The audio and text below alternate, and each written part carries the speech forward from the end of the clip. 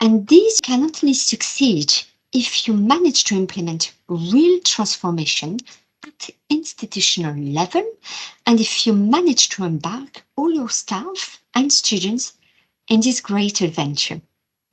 For that, you will need the support of each and every service in your universities for this transformation, starting from the rectors, vice rectors, deans, and also from all academics and students and your innovation surrounding ecosystem. So you see that this initiative is really a catalyst for change of the entire higher education sector in Europe.